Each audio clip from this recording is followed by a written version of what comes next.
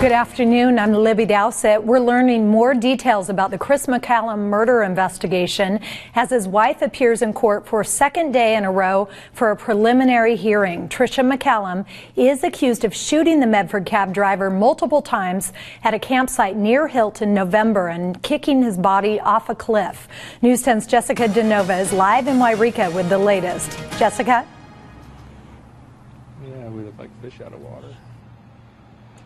Hi, Libby. We're live at the Siskiyou County Courthouse where the preliminary hearing for Patrica MacCallum was completed today.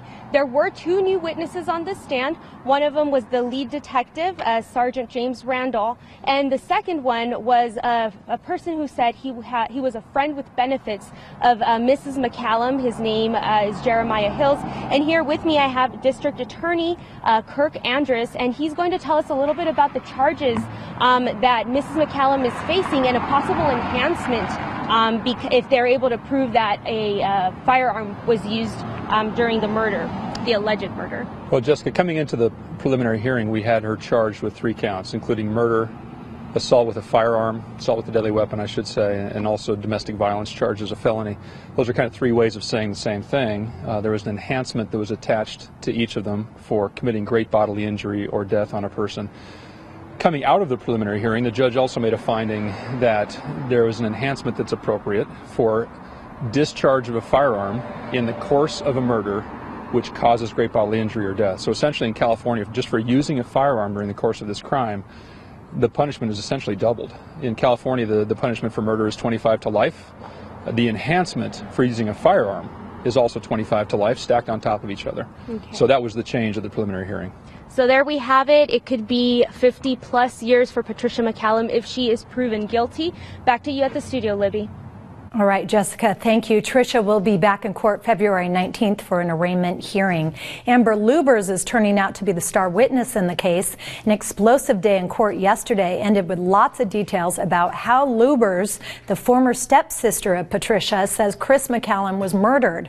News 10's Trish Gloss continues our total coverage. What started out as a preliminary hearing for 2 defendants turned into one guilty plea and a detailed story of how Christopher MacCallum was murdered. Amber Lubers telling all on the witness stand. She decided to plead guilty to accessory after the fact to murder. It's Penal Code Section 32 in California. It carries 3 years in prison, and it essentially means assisting with covering up the crime after it happened. According to Lubers, she and Patrica MacCallum were talking about killing Chris in September, going over plans, and that Patricia wanted it to look like an accident. The 2 women came up with a couple of plans, which involved a remote campsite, getting Chris drunk, and trying to get him to cross the Applegate River, hoping he would fall in and drown.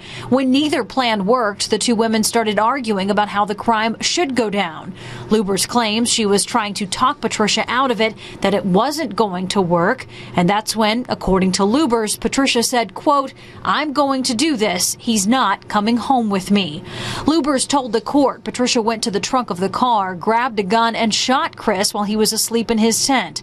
She says they wrapped him up and kicked him down an embankment. Siskiyou County District Attorney says now their defendant has turned into a witness in exchange for her plea, 16 months behind bars. We offered that to her for her cooperation and her truthful testimony against Ms. MacCallum. Trish Gloss, News 10.